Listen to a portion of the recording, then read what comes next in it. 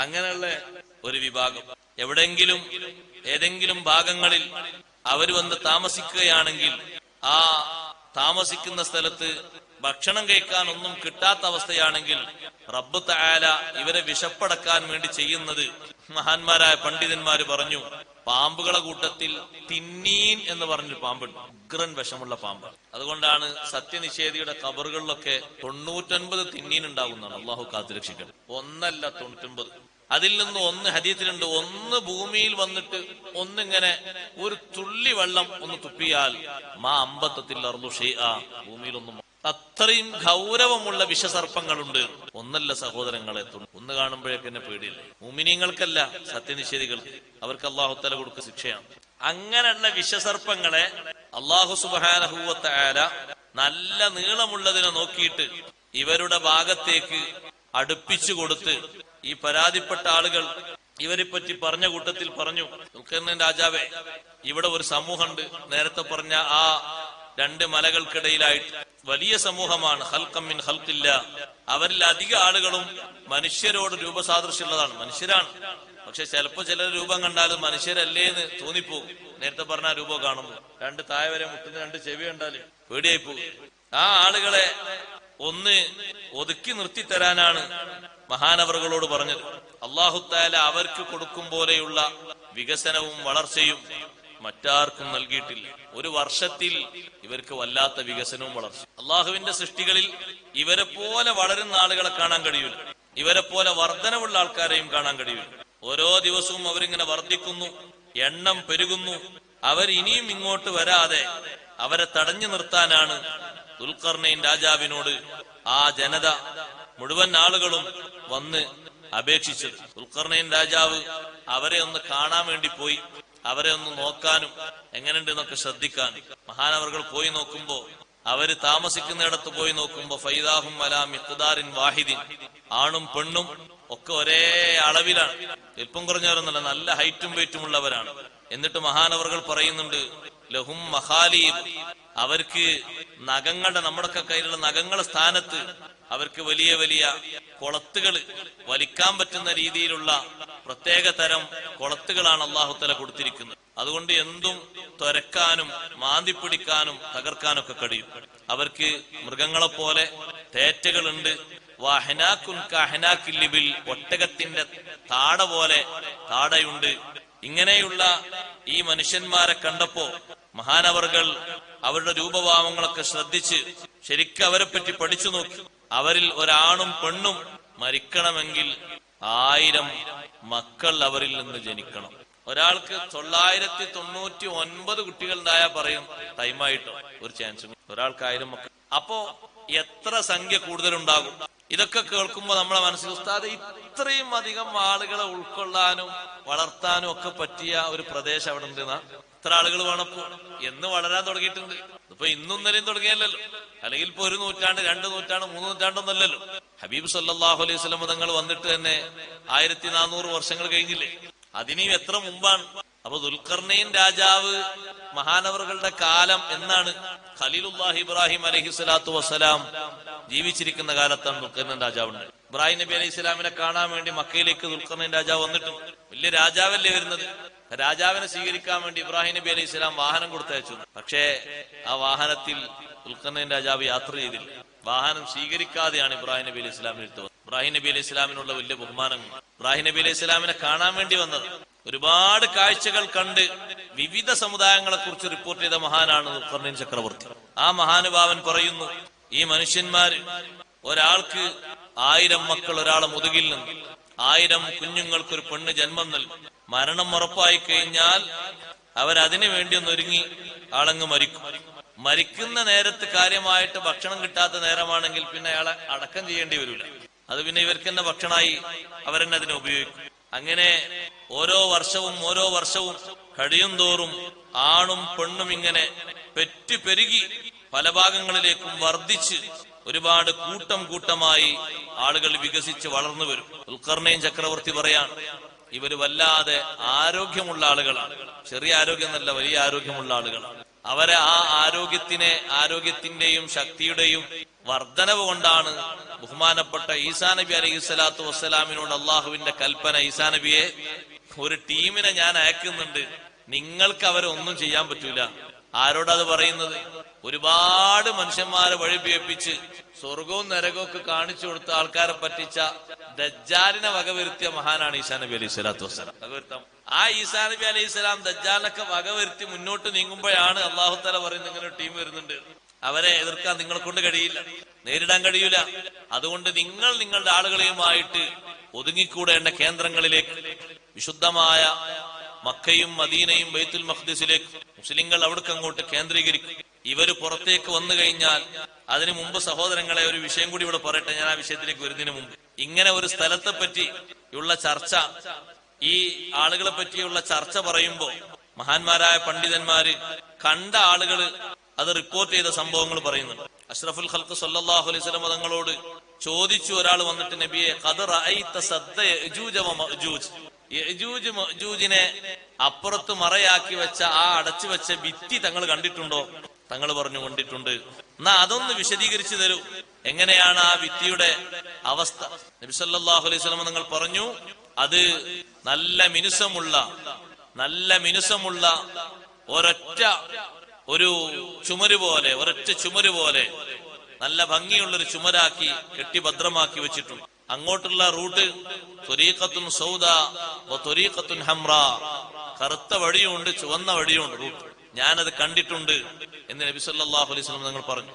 അവരെ നബി സല്ലല്ലാഹു അലൈഹി വസല്ലം ക്ഷണിച്ചിട്ടുണ്ട്, തൗഹീദിലേക്ക് അവരെ ക്ഷണിച്ചിട്ടുണ്ട് ഇസ്രായിന്റെ യാത്രയിൽ. പക്ഷേ തിരിഞ്ഞു നോക്കിയിട്ടൊരു ആ വലിയ വൻ സമൂഹം തങ്ങൾ ആ വിളിക്ക് ഒന്ന് തിരിഞ്ഞു നോക്കിയാൽ ചെറിയൊരു സമാധാനം, തിരിഞ്ഞു നോക്കിയിട്ടും കൂടി. ദുൽഖർനൈൻ ചക്രവർത്തി അവരെ ക്ഷണിക്കാനും മറ്റൊക്കെ പോയപ്പോ തന്നെ അവരുടെ അവസ്ഥ എങ്ങനെയാ? ഭരണാധികാരികൾപ്പെട്ട അൽ ഖലീഫത്തുൽ വാസിഖ് തന്റെ ഭരണത്തിൽ കുറച്ചാളുകളെ, വലിയ ഒരു സൈന്യത്തെ ഈ ഭിത്തി കാണാനും മറ്റൊക്കെയായി വിശേഷിപ്പിച്ചു കൊടുക്കാനുമായിട്ട് വലിയ സൗകര്യങ്ങളൊക്കെ കൊടുത്ത് അവരെ പറഞ്ഞയച്ചിരുന്നു. അവര് ഓരോ നാട് മാറി അടുത്ത നാടിലേക്ക്, ഒരു ഭരണം കഴിഞ്ഞ് അടുത്ത ഭരണത്തിലേക്ക് അങ്ങനെ ചെന്ന് അവര് ലാസ്റ്റ് ഈ ചെമ്പും ഇരുമ്പും സമ്മിശ്രമാക്കി ഉണ്ടാക്കിയ ഈ വലിയ ഭിത്തി അവർ കണ്ടു. സുബ്ഹാനല്ലാഹ്, അവര് പറയുന്നു, അതിന് വലിയ ഒരു വാതിൽ പോലത്തെ ഒരു സംഭവം ഞങ്ങൾ കണ്ടു. പക്ഷേ ആ വാതിലൊന്നും തുറക്കാൻ കഴിയൂല. അഖ്ഫാലുൻ അളീമ, വലിയ വലിയ പൂട്ടുകളാണ് അതിലുള്ളത്. അപ്പുറം മറ്റൊരു ഭാഗത്ത് അവർ പോയി നോക്കുമ്പോ, അതിന്റെ വേറൊരു ഭാഗത്ത് നോക്കുമ്പോ കുടിച്ച് ബാക്കി വെച്ച പാലും അതുപോലെ തന്നെ ചില പണികൾ ബാക്കി വെച്ച് പോയ, ക്രിയകൾ ബാക്കി വെച്ച് പോയ ചില പണികളൊക്കെ അവിടെ കണ്ടു. ആളുകൾ പണിയെടുത്ത് ബാക്കി പൂർത്തിയാക്കാതെ പോയത്. വലിയ വലിയ കാവൽ ഭടന്മാർ അവിടൊക്കെയുണ്ട്. അതിന്റെ അപ്പുറത്തേക്ക് എത്തി നോക്കാൻ, അതിന്റെ മുകളിലേക്ക് കയറി അപ്പുറത്തേക്ക് എത്തി നോക്കാൻ സാധിക്കാതെ അവര് മടങ്ങിപ്പോന്നു. അവര് ഈ നാട്, ഈ ഭാഗം കണ്ടെത്താൻ വേണ്ടി ആകെ ഉപയോഗിച്ചത് 2 വർഷത്തിലധികമുള്ള സമയം. നമ്മൾ ആളുകൾ പറയുന്ന വൻമതിലൊന്നും അല്ല ഈ ഉദ്ദേശിക്കുന്നത്. അതിന്റെ മുകളിലൊക്കെ ഒരു അപ്പുറത്തും അങ്ങനത്തെ ഒരു വലിയ ആൾക്കൂട്ടത്തൊന്നും കാണാന് കണ്ട ആൾക്കാരൊന്നും റിപ്പോർട്ട് ചെയ്യുന്നില്ല. സത്യത്തിൽ ഉപകരണങ്ങളുടെയും മനുഷ്യരുടെ ഇന്നത്തെ ഈ അവസ്ഥയിൽ പ്രവേശിക്കാനൊക്കെ തടസ്സമുള്ള ഭൂമിയുടെ അങ്ങേ അറ്റത്തേക്ക് എത്തിപ്പെടാൻ കഴിയാത്ത രൂപത്തിൽ, എത്തിപ്പെട്ടാൽ തന്നെ അതിസാഹസികമായി പലതും സ്വരൂപിച്ചു കൊണ്ടുപോയി തിരിച്ചു വരാൻ കഴിയാത്ത രൂപത്തിലുള്ള ഒരു ഭാഗത്ത് അല്ലാഹു തആല ഇവരെ ഒതുക്കി നിർത്തിയിരിക്കുകയാണ്.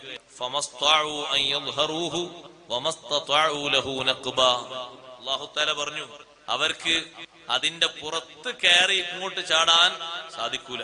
ഒന്ന് അതിന്റെ ഉയരം, മറ്റൊന്ന് അതിന്റെ നൈർമല്യം. കുത്തിപ്പിടിച്ച് കയറണമെങ്കിലൊന്നും ഉരം വേണ്ട, ഉരമില്ല, നല്ല മിനുസമാണ്. അടിയിൽ നിന്നതിനെ മാന്തി പൊളിച്ച് പിളർത്തി വരാൻ അതിനും സാധിക്കൂല. 2 ശൈലിയിലാണ് അവിടെ ഓത്ത്. നമ്മൾ ഓതുമ്പോൾ ചിലപ്പോ 2 ഒരേ ശൈലിയായി മാറും. ആദ്യം ഓതുമ്പോ 2ഉം ഫമസ്തതാഉം കൂട്ടി അപ്പുറത്തും ഫമസ്തതാഉല്ല അപ്പുറത്തും അങ്ങനെ ഉണ്ടായിക്കോട്ടെ എന്ന് എഴുതി ഓതും. ആദ്യത്തത് ഫമസ്തതാഉ ലഹു അൻ യൽഹറു മസ്തതാഉ അൻ യൽഹറുഹു, രണ്ടാമത്തത് വമസ്തതാഉ അൻ ലഹു നഖബ. തുരന്ന് പുറത്തേക്ക് വരാൻ കഴിയൂല. നല്ല കട്ടിയും ഉറപ്പുമുള്ള കാരണം വല്ലാതെ ഉറപ്പിച്ചിട്ടുണ്ടല്ലോ.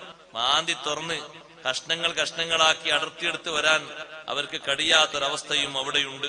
വിശുദ്ധ ഖുർആൻ ഈ പറയുന്ന സംഭവം ഖുർആനിന്റെ അമാനുഷികത കൂടി തെളിയിക്കപ്പെടുകയാണ്. കാരണം അങ്ങനെ ഒരു ടീമുണ്ട് എന്ന് ചരിത്രത്തിൽ രേഖപ്പെടുത്തപ്പെട്ട ഒരു സംഭവമായിട്ട് നിലനിൽക്കുന്നു. അവർക്കങ്ങനെ വരാൻ സാധിക്കൂല എന്ന് അല്ലാഹു സുബ്ഹാനഹു വ തആല പറഞ്ഞതും നിലനിൽക്കുകയാണ്. ഇനി അവര് വരുന്ന ഒരു സമയവും സന്ദർഭവും ഉണ്ട്.